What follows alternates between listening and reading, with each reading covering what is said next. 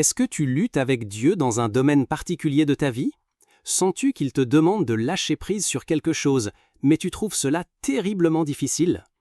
Quand tu dors, tes rêves sont remplis d'avertissements divins te suppliant de laisser tomber, mais tu n'y arrives pas à cause de tout ce qui est en jeu.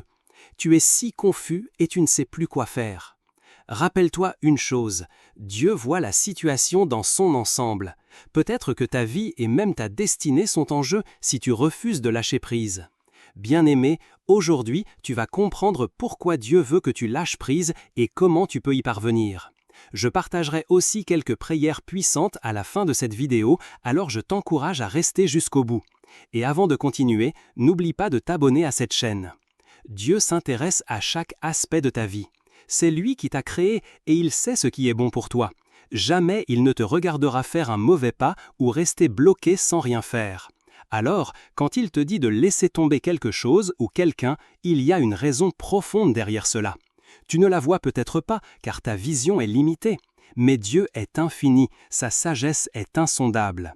Il connaît ton commencement et ta fin. Comment peux-tu te débattre avec celui qui te connaissait avant même que tu ne sois né? Pourquoi t'accroches-tu à ce qu'il te demande d'abandonner?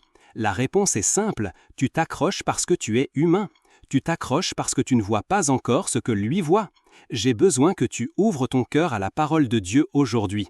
Laisse sa lumière illuminer ton cœur pour que tu puisses commencer à lâcher prise sur les choses qu'il te demande de laisser. Peut-être as-tu juré de ne jamais pardonner à quelqu'un qui t'a blessé. Peut-être t'accroches-tu à quelque chose que Dieu veut que tu abandonnes. Peut-être même es-tu encore à un travail qui, tu le sais, ne te fait plus grandir. Peut-être même es-tu dans une relation que Dieu n'a pas choisie pour toi.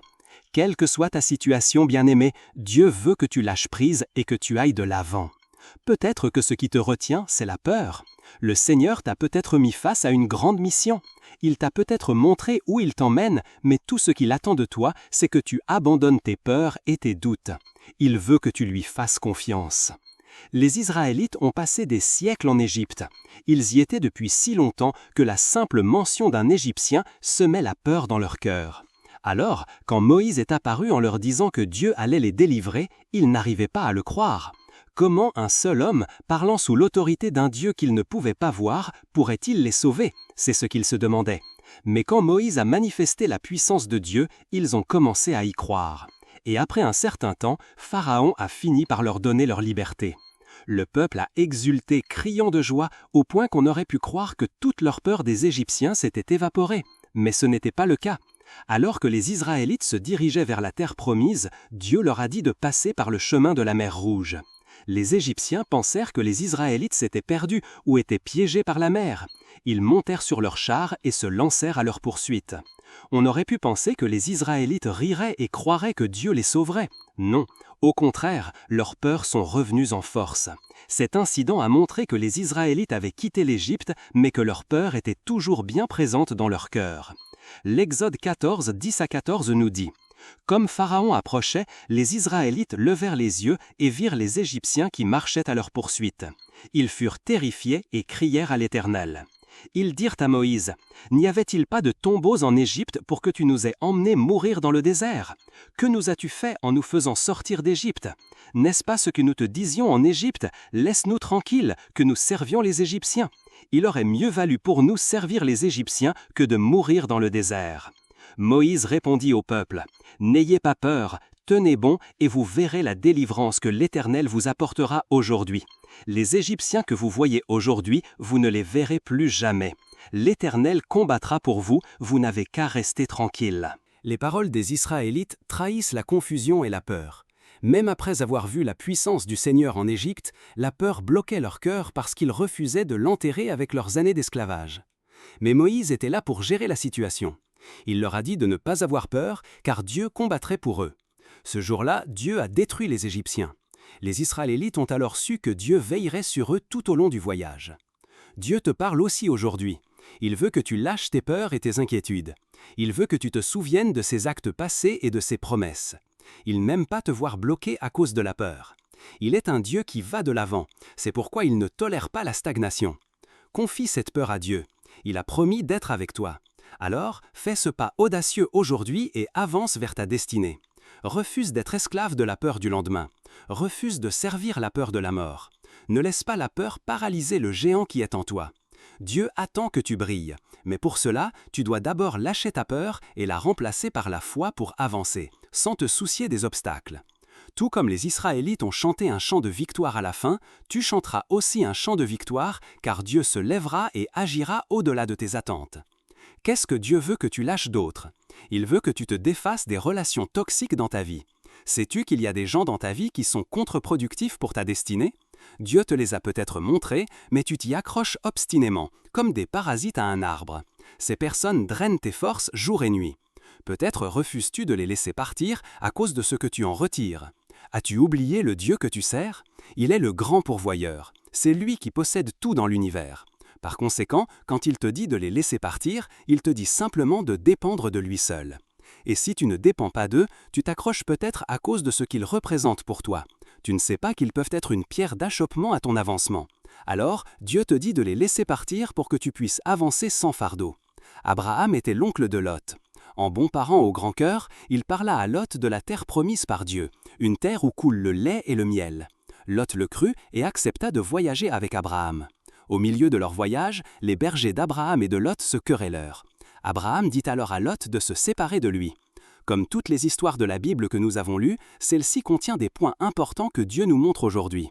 Premièrement, Lot aurait pu décider de se réconcilier avec son oncle et de résoudre le problème avec les bergers. Mais il ne l'a pas fait. Cela montre que Lot commençait déjà à se lasser du voyage. Il s'attendait à une terre où coule le lait et le miel, mais il ne voyait que des déserts. Dieu a dû voir son cœur et savoir qu'il n'était pas prêt pour le voyage à venir. Il risquait aussi de devenir une source de frustration pour Abraham. C'est pourquoi Dieu les a séparés, afin qu'Abraham puisse continuer sans stress. De plus, Lot aurait pu faire obstacle à la voix de Dieu dans la vie d'Abraham, car la Bible dit qu'après le départ de Lot, Dieu parla à Abraham. Se pourrait-il que Dieu veuille que tu laisses partir cette personne parce que votre relation a remplacé ta relation avec Dieu? Beaucoup de chrétiens restent dans des relations qui affectent non seulement leur vie physique, mais aussi leur vie spirituelle. Ils continuent de rester avec cette personne, même s'ils savent que c'est complètement contraire à la Bible. Dieu te parle maintenant. Laisse tomber cette relation qui te mène au péché à chaque fois. Il veut que tu te repentes, que tu te pardonnes et que tu ailles de l'avant. Rappelle-toi 2 Corinthiens 6, 17-18 qui dit « C'est pourquoi, sortez du milieu d'eux et séparez-vous, dit le Seigneur. Ne touchez pas à ce qui est impur, et je vous accueillerai. Je serai pour vous un père, et vous serez pour moi des fils et des filles, dit le Seigneur Tout-Puissant. » Dieu veut que tu renouvelles ta relation avec lui. Mais pour cela, tu dois te séparer de toutes sortes de liens impies. Quand tu y parviendras, tu pourras à nouveau entendre sa voix. Ce n'est pas tout. Dieu veut aussi que tu lâches prise sur ton passé. Beaucoup de gens ne peuvent pas avancer dans leur vie aujourd'hui parce qu'ils n'ont pas coupé la corde du passé qui les lie à leur présent. Cette situation est fatale à l'accomplissement du but que Dieu leur a donné. Si l'on n'y prend pas garde, ils pourraient passer à côté de ce que Dieu veut faire dans leur vie. Moïse est un homme qui a failli laisser son passé gâcher son avenir en Dieu. C'était un enfant spécial, car il a survécu alors que d'autres de son âge sont morts. Comme si cela ne suffisait pas, il a été élevé dans le palais de l'ennemi, mangeant comme un prince. Mais il savait que ce n'était pas sa place. Il savait qu'il était hébreu. Un jour funeste, il vit un Égyptien se battre avec un Israélite. N'arrivant pas à arrêter le chaos, il tua l'Égyptien. Une autre fois, il vit 2 Israélites se battre. Cette fois, il leur dit que des frères ne devraient pas se battre. Mais l'un d'eux le confronta au sujet de la mort de l'Égyptien. Moïse comprit immédiatement que son acte n'était plus un secret. Il s'enfuit donc d'Égypte et commença à vivre avec son beau-père comme berger. Moïse a dû penser que c'était le plan de Dieu pour lui, mais il avait tort. Dieu lui est apparu dans un buisson ardent et lui a ordonné de retourner en Égypte pour délivrer le peuple de l'esclavage. L'Égypte! Moïse a dû hurler intérieurement. C'est l'endroit même où il avait tué quelqu'un des années auparavant. Il pensait que s'il apparaissait en Égypte, les gens n'hésiteraient pas à le tuer. Il portait la douleur de son peuple, mais ne voulait pas bouger à cause de son passé. Cependant, Dieu avait choisi Moïse. Il avait besoin de lui pour sauver les Israélites. Malgré toutes ces excuses, Dieu a dû diviser la mission en 2. Moïse aurait pu être le seul libérateur des Israélites, mais parce qu'il s'est accroché à son passé, il a dû partager les responsabilités avec Aaron. Cela signifie aussi qu'Aaron partagerait la bénédiction. Ne laisse pas ton passé diminuer la beauté de ton avenir. Lâche-le aujourd'hui. Tu as peut-être tué quelqu'un comme Moïse. Tu as peut-être trompé quelqu'un. Tu as peut-être même volé quelque chose que tu ne peux pas rendre. Tu as peut-être été victime d'abus. Quoi que ce soit, Dieu veut que tu le laisses partir, car tu es maintenant en Christ. Accroche-toi à la parole de Dieu dans 2 Corinthiens 5, 17 qui dit « Si quelqu'un est en Christ, il est une nouvelle création. Les choses anciennes sont passées, voici, toutes choses sont devenues nouvelles. J'ai besoin que tu crois qu'une nouvelle aube est là. Alors laisse aller ce qui est ancien dans ton cœur. Dieu commence quelque chose de nouveau avec toi. Il est prêt à faire de grandes choses dans ta vie. Mais comment peux-tu commencer à te défaire des douleurs et des peurs de ta vie? Comment peux-tu commencer à vivre dans la nouveauté de la vie? Premièrement, pardonne-toi et pardonne aux autres. Éphésiens 4, 31-32 dit que toute amertume, toute animosité, toute colère, toute clameur, toute calomnie et toute espèce de méchanceté disparaissent du milieu de vous. Soyez bons les uns envers les autres, compassionnants, vous pardonnant réciproquement comme Dieu vous a pardonné en Christ. La première étape pour entrer dans la nouvelle aube de ta vie est de te pardonner pour tout ce que tu as fait dans le passé. Pardonne aussi aux autres. Peu importe s'ils se sont excusés ou non. Pardonne-leur simplement, parce que tu ne veux plus aucune connexion avec ces événements. Tu ne veux plus ressentir de honte ou de culpabilité quand quelqu'un te les rappelle. Au lieu de cela, tu souriras parce qu'ils ne font plus partie de toi. Une fois que tu t'es pardonné, tu dois maintenant obéir à l'instruction de Dieu de suivre un nouveau chemin. Tu dois te lever et avancer. Il veut que tu ailles de l'avant, alors n'hésite pas. Beaucoup sont prêts à confesser leurs péchés à Dieu, mais pas à lui abandonner leur vie. Oui, il t'a sauvé de cette relation malsaine. Tu dois être prêt à faire sa volonté. C'est ainsi que tu montres à Dieu que tu es prêt à avancer. Ensuite, tu dois commencer à faire confiance au plan de Dieu pour ta vie.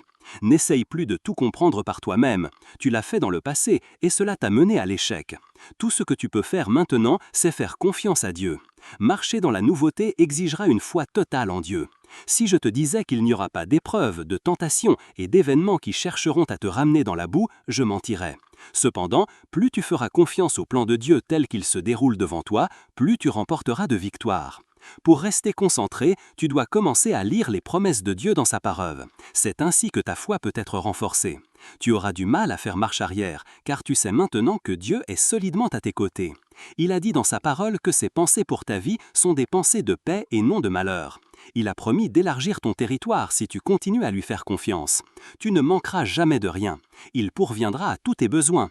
Aucune de ses paroles n'a jamais failli, tu peux donc être assuré qu'il ne te décevra jamais. Enfin, parle toujours avec Dieu. Ouvre-lui toujours ton cœur. Fais-lui savoir que maintenant tu lui fais confiance.